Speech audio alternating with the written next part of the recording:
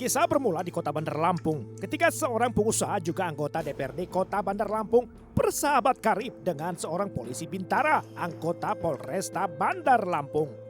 Ialah Brigadir Medi Andika yang setia membantu kebutuhan Muhammad Pansor sahabatnya. Sejak tahun 2012, hubungan serta komunikasi mereka tak pernah lepas. Perkaripan mereka berdua terbina sejak kuliah bersama hingga merengkuh gelar sarjana. Kemudian berlanjut ke jenjang pasca sarjana dengan Pansor bahkan menanggung biaya kuliah ke S2 Medi Andika sohibnya. Halo, Pak Indra. Oh iya Pak, aduh, mohon maaf ini Pak, kemarin saya nggak bisa ketemu ini Pak. Maklum lah Pak, iya. Hubungan Pansor dan Medi Andika sudah layaknya saudara. Medi Andika diperlakukan Pansor seperti adik kandungnya, begitu pula sebaliknya. Iya, saya mau ke Jakarta ini Pak. Iya. Oh di Jakarta, Bapak menunggu di Jakarta. Silahkan Pak. Iya, lusa. Saya ada rapat, ya di DPR ya Pak ya. Nanti kita ketemu lah Pak ya. Baik Pak. Iya. Oh itu. Iya. Mudah-mudahan berhasil lah Pak ya. Iya. Baik Pak. Seperti keluarga, tidaklah berarti bebas masalah serta-merta.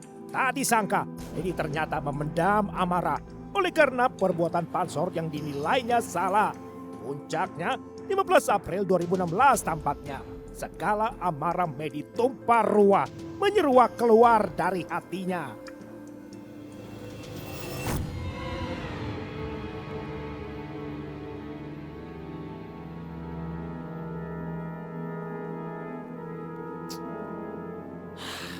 Sepanjang hari, sejak Jumat pagi, ponsel Pansor terus-menerus dihubungi oleh Medi. Lantaran tak terjawab sama sekali, Medi pun bertambah sakit hati. Kemana sih Bang Pansor?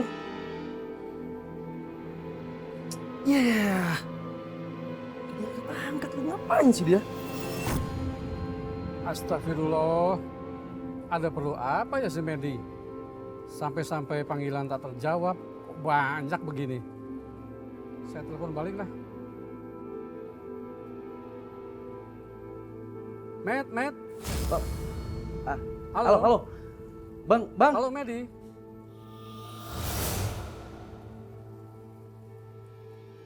Halo. Waduh, nggak bisa ini. Ya sudah, nanti saja.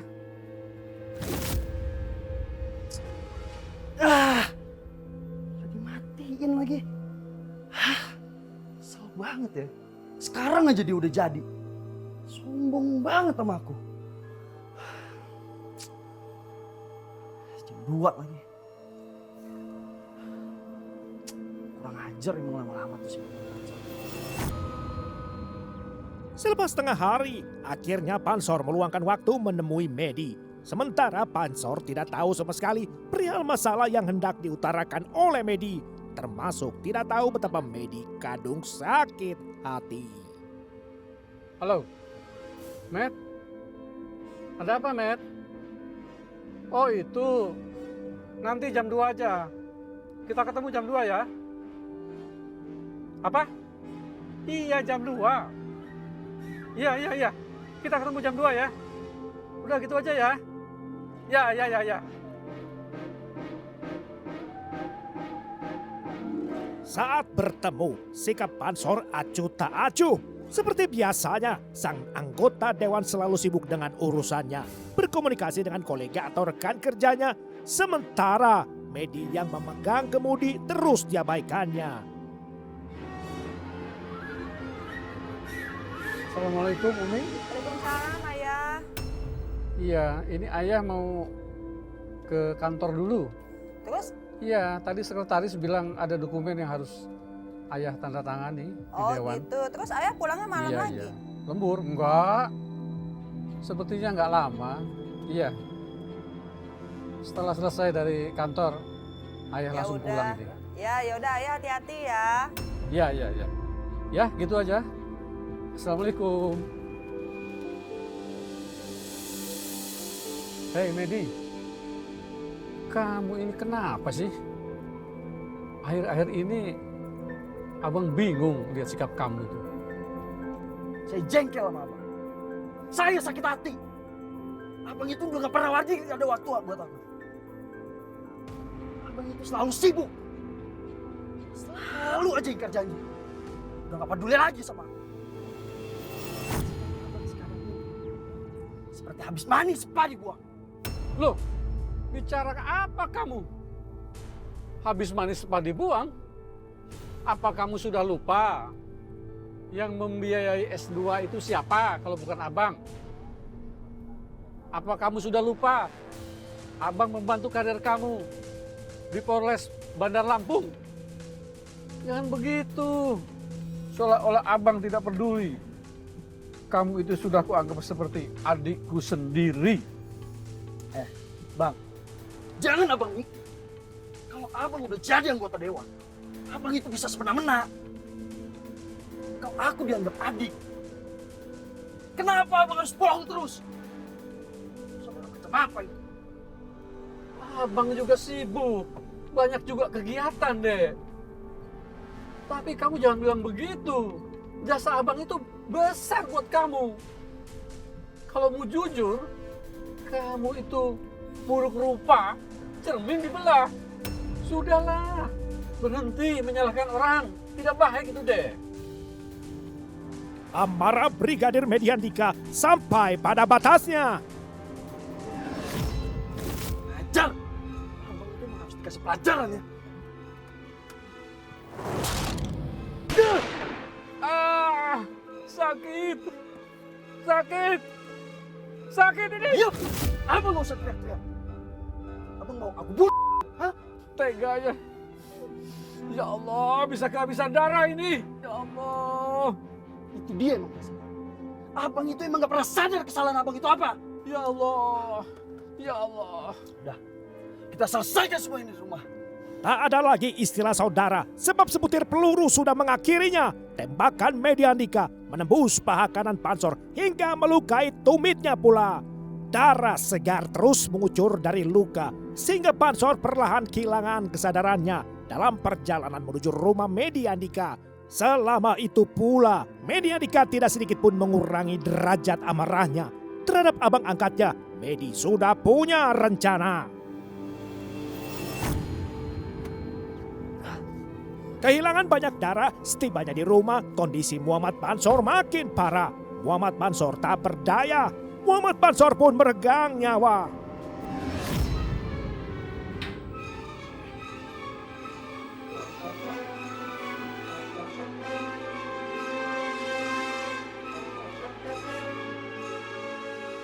Hati nurani serta jalan pikiran Medi seolah tertutup ketika Muhammad Pansor dihabisi dalam kondisi separuh hidup.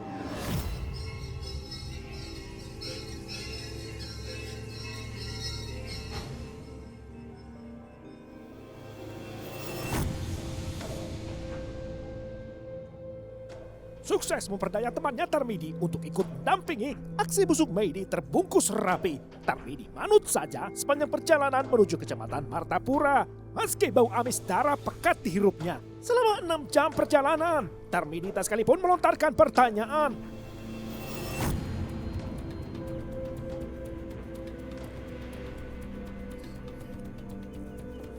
Buka bagasi belakangnya. Mau ngapain bang? Udah nggak usah banyak tanya, buka aja.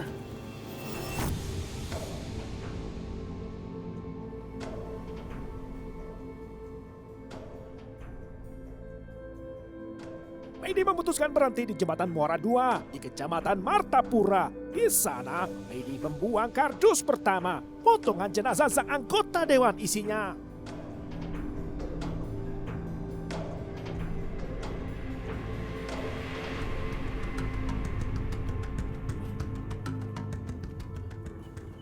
Dek, kamu putar di depan ya. Nanti jemput abang lagi di sini. Oke? Iya, iya bang. Jalan.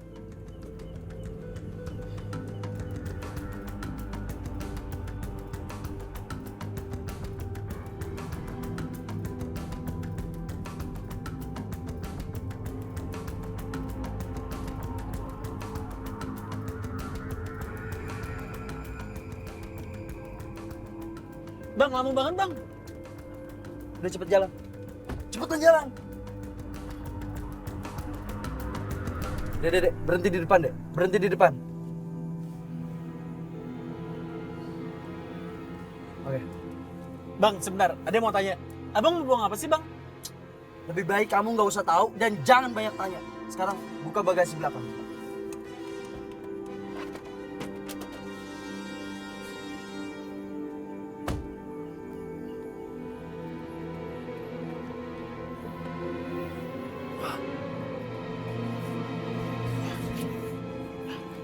Dek, kamu putar di depan sana ya. Nanti jemput abang lagi di sini. Iya, Bang. Bang.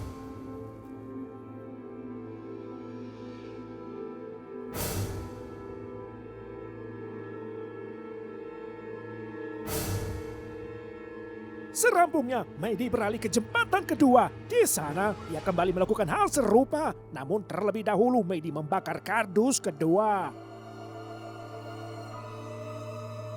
Gelagat mencurigakan Medi Andika sontak menimbulkan tanda tanya. Tarmidi terpancing menerka-nerka, namun tak sekalipun ia berani bertanya. Semasa hidupnya, Pansor dikenal sebagai pengusaha. Lantas Pansor tergelitik masuk partai politik. Perhitungan suara pemilu legislatif 2014 rampung, ia terpilih menjadi anggota DPRD Kota Bandar Lampung. Pansor didapuk sebagai anggota Komisi 3 yang membidangi masalah pembangunan kota. 19 April 2016, hari ketika jenazah korban akhirnya ditemukan. Kondisi fisik jasad mengenaskan, tanpa identitas serta hanya ditemukan berupa potongan. Hari kemudian hasil DNA tersebut membenarkan bahwa itu korban adalah anggota dewan yang bernama Pansor. Polda Lampung lekas memberi atensi mengambil alih penyelidikan kasus mutilasi. Dimulai dengan menghimpun keterangan dari sejumlah saksi. Di antaranya istri, anak, serta kerabat keluarga korban, lalu teman, sampai orang yang diduga terakhir bersama korban. Lantas nama Medi Andika berulang kali disebut pihak keluarga yang menaruh curiga dengan kesaksian putra korban Rizky Alfansyah sebagai dasarnya. Emang awal itu kami sudah menyangka bahwa pelakunya si MA. Iya. Kenapa kami menyangka bahwa begitu? Karena anaknya pernah mendengar telepon menjelang ada kematian kehilangan Pansor. Itu anaknya pernah mendengar papa itu menerima telepon dari MA. Hasil penyelidikan selama lebih dari 3 bulan mengerucut pada 2 nama yang ditetapkan sebagai tersangka kemudian, yakni nama Brigadir Polisi Medi dan temannya Tarmidi. Keduanya ditahan terpisah. Sedari 27 Juli 2016, Medi ditempatkan di rumah tahanan Mapolda Lampung, sedangkan Tarmidi di sel Mapolresta Bandar Lampung. Medi diduga berperan sebagai dalang aksi Rajamati disertai mutilasi, sedangkan posisi Tarmidi semata hanyalah orang suruhan Medi. Sesi persidangan terdakwa Medi Andika penuh intrik serta drama, seperti agenda pemeriksaan saksi ketika tim jaksa menghadirkan 2 prajurit TNI, yakni prajurit 1 Muhammad Ruslin dan prajurit 2 Salvianto. Ratu Ruslin mengaku dihubungi oleh Brigadir Medi. Ia dimintai bantuan mengadai mobil minibus korban yang dikuasai Medi seharga 45 juta rupiah. Lalu Pratu Ruslin menyanggupi dan meminta bantuan Pratu Joni Marlan yang akhirnya berhasil menggadai mobil seharga 50 juta rupiah. Sampai kemudian Pratu Ruslin mengirim hasil penjualan kepada Medi dengan menggunakan rekening Prada Salvianto. Sedangkan nomor rekening tujuan yang diberikan Medi milik Tarmidi. Namun di akhir sesi, terdakwa Medi Andika membantah semua keterangan para saksi. Belum lagi drama persidangan ketika kuasa hukum terdakwa menghadirkan Yulinar Saring untuk memberi kesaksian. Sosok Yulinar Saring disebut-sebut sebagai kekasih gelap korban. Rekening banknya kerap digunakan untuk menerima dan menarik dana kiriman atas perintah korban. Yulinar sempat dicecar pertanyaan perihal dugaan aliran dana berjumlah 1 miliar rupiah ke rekeningnya kira-kira 1 bulan sebelum peristiwa pembunuhan. Yulinar serta-merta membantahnya, namun ia tidak menyangkal statusnya sebagai pacar gelap korban. Bang, ada tanggapan bang? Saya sampaikan kepada rekan wartawan. Ini langsung aman. istri almarhum saudara Pansor mengetahui terjadi pembunuhan dan dia yang mendanai. Saya hanya mencarikan orang tapi bukan untuk membunuhnya. Akan saya sampaikan di persidangan selanjutnya.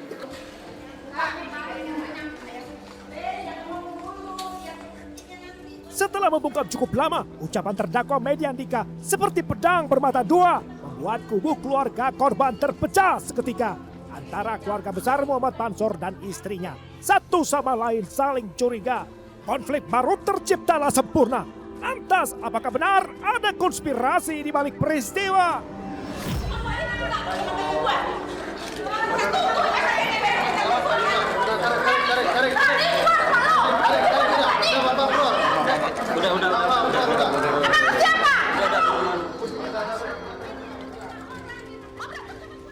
Bumi ada tanggapan Bu terhadap tadi pembacaan pleno? Fitnah, nanti tunggu aja. Nggak semuanya nggak benar ya Bu ya? Tidak tidur nanti dengarkan doa orang kita teraniaya. Artinya semua itu nggak benar ya Bu Umi ya? Tidak. Jadi Fitnah itu fitnah. rencana kita apa jadi Bu terkait? Nanti tunggu aja Mas.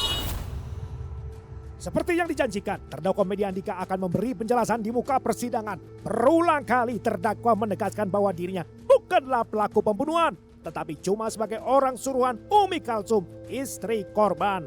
Ia dimintai mencari orang untuk memberi pelajaran terhadap pacar gelap korban. Medi mengaku dibekali foto korban, foto pacar gelap korban, serta uang tunai 10 juta juga diberikan.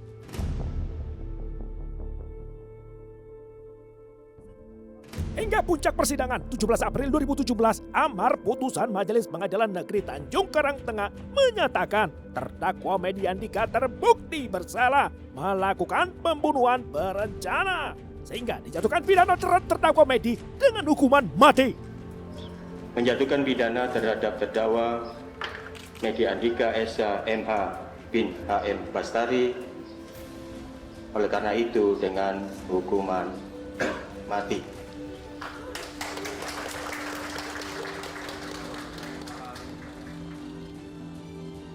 Medi Andika mengajukan banding ke tingkat pengadilan tinggi, bahkan lalu ke Mahkamah Agung ia memohonkan kasasi. Namun putusan yang akhirnya berkekuatan hukum tetap bukan lebih ringan seperti diharapkan. Keputusan pengadilan negeri malah dikuatkan hukuman pidana mati bagi sang polisi.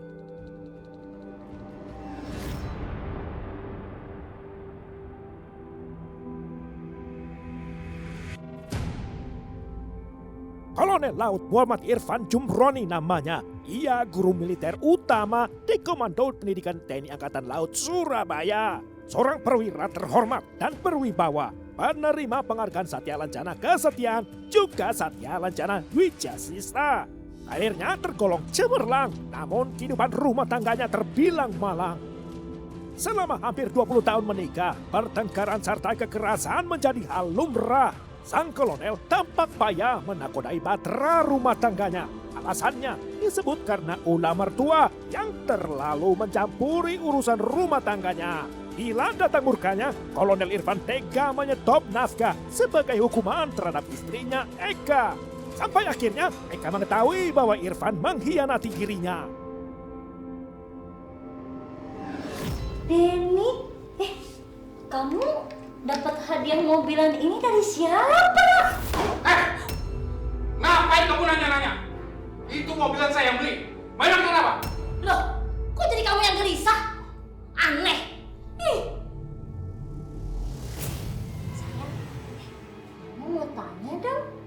Kamu dapat hadiah mobilan ini dari siapa, sayang? Dari Tante Puji, Bu. Itu temannya Bapak.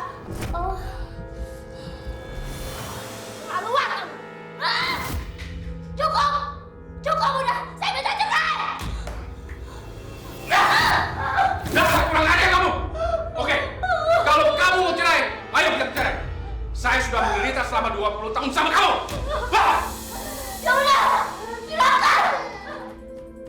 Nama Pujiastuti menjadi momok bagi Eka Suhartini, wanita yang di belakangnya kerap diakui Irfan sebagai istri. Ketik situasi seperti bara api dalam tumpukan jerami, derajat provokasi tingkat tinggi. Rabu 5 Januari 2005, Kolonel Irfan Jumroni serta Eka Suartini melepas ikatan suami istri. Kolonel Irfan Pusti merelakan hak asuh anak jatuh ke tangan mantan istri. Adapun yang dipermasalahkannya soal pembagian harta gonok ini. Tuntutannya harus dibagi rata.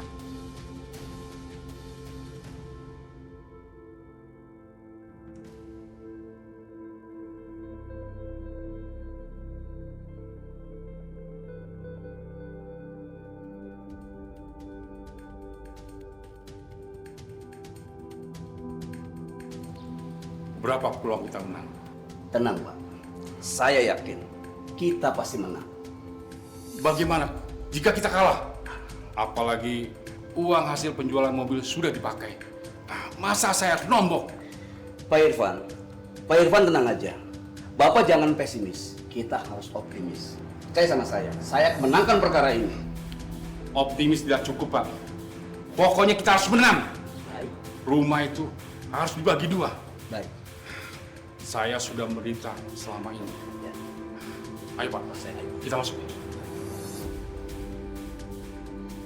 21 September 2005, hari perkara gugatan harta gonogini akan diputuskan. Isi benak kolonel penuh pertimbangan kala menang gugatan.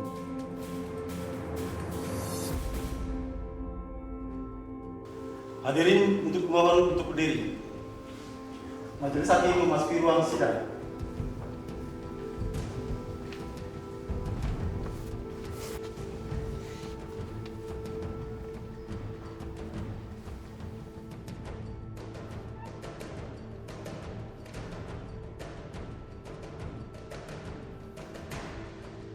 Sidang pembacaan putusan pembagian harta gonogini Pengadilan Agama Sidoarjo tanggal 28 Februari 2005 dibuka.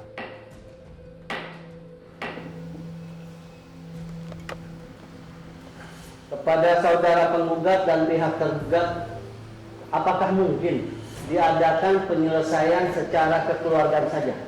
Tidak. Tidak ada, Pak Hakim.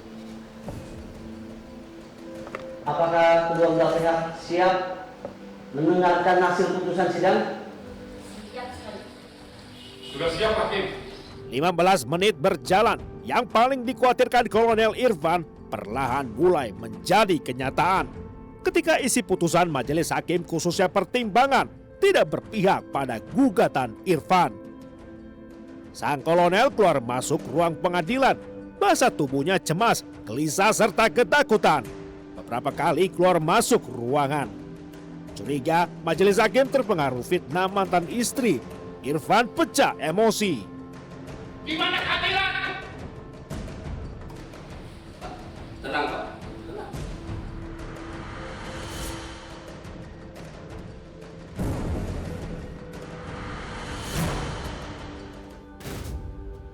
Kali ketiga, Irfan masuk tidak dengan tangan hampa.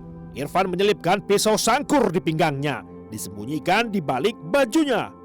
Dalam konvensi, eksepsi tidak dapat diterima dalam pokok perkara diktum 1. Menolak gugatan penggugat dalam poin 2, 3, 4, dan 6. Poin 2 menyatakan mengangkat sita yang dilakukan oleh jurusita Pengadilan Agama Sidoarjo pada tanggal 28 Februari 2005 dan dinyatakan tidak sah dan tidak berharga.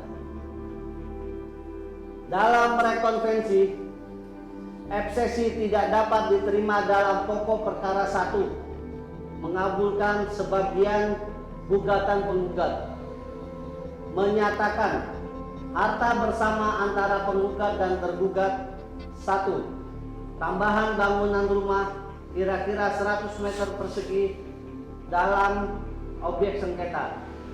2. Harta penjualan 3 unit mobil senilai 240 juta rupiah. 3. Uang tabungan di bank senilai 18 juta rupiah. Menyatakan ketiga harta tersebut merupakan harta bersama yang harus dibagi dua antara penggugat dan tergugat. Menolak sebagian dan tidak menerima selebihnya.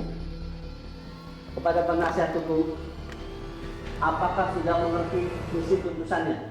Mengerti, Pak. Kalau tidak mengerti, silakan dapat mengajukan upaya banding. Enggak, Pak Hakim. Saya nggak mau naik banding. Saya sudah tersiksa selama 20 tahun. Demi Allah, Pak Hakim. Selama 20 tahun. Tolong, Pak Hakim. Isi putusannya tolong dibacakan lagi. Apa yang harus dibagi? Saya nggak ngerti. Jika masih ada yang belum dimengerti oleh pihak penggugat, silakan pihak penggugat bertanya kepada kuasa hukumnya. Pak, gimana Pak? Katanya kita harus menang. Mana upayanya? Pak, tolong Pak. Bapak bersabar sedikit Pak. Sabar. Omong kosong semuanya. Eka, kamu setuju nggak? Jawab sekarang. Jawab.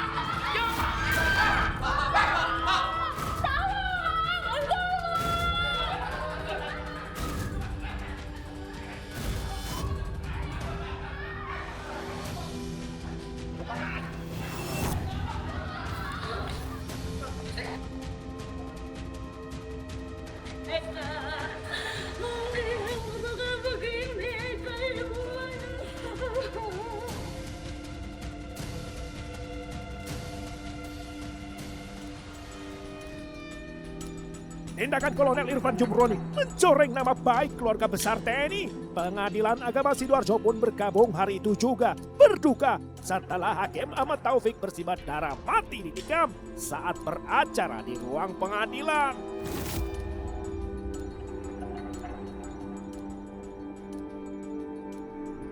Korban tak hanya satu, tetapi dua. Nyawa Eka Suhartini tak tertolong jua. Penyidik Polda Jawa Timur langsung turun ke lapangan, dibantu polisi militer Angkatan Laut yang juga melakukan penyelidikan. Pada sidang perdana, Kolonel Irfan duduk di kursi terdakwa. Auditor militer mendakwanya telah melakukan pembunuhan berencana serta mempergunakan sangkur sebagai senjata. Lantas, apakah ia mengaku bersalah atau malah sebaliknya? Waktu habis tidak berdarah dulu. Karena saya merasa sadar. Ibu anak saya di luar.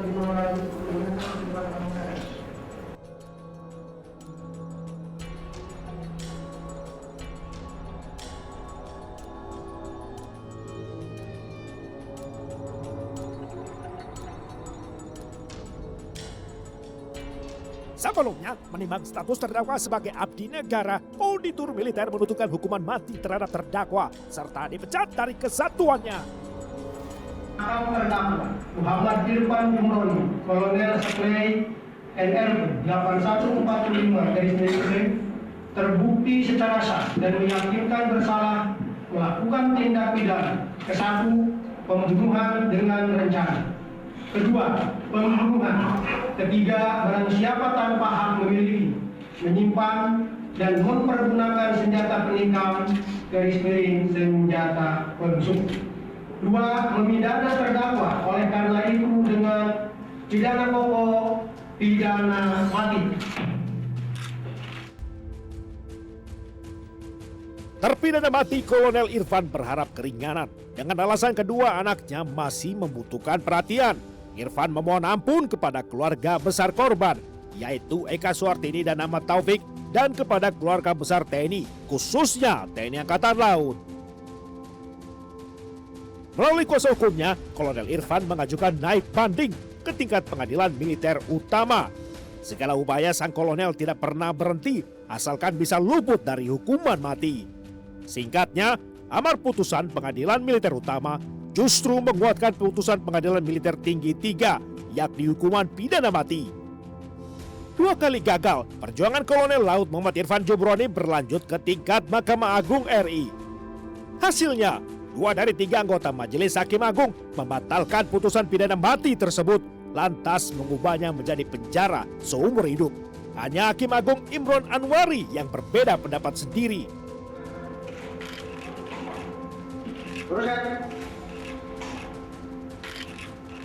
Dasar alasan 2 dari 3 hakim Mahkamah Agung mengubah hukuman Kolonel Irfan karena pidana mati haruslah diterapkan secara selektif.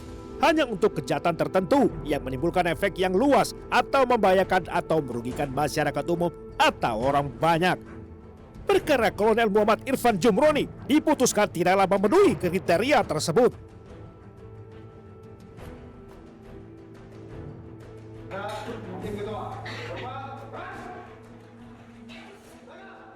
Berbeda dari Bribka Medi, keberuntungan masih berpihak pada Kolonel Laut Irfan Jumroni. Walau lolos dari hukuman pidana mati, tetapi Irfan Jumroni akan menjalani sisa hidupnya di balik jeruji besi.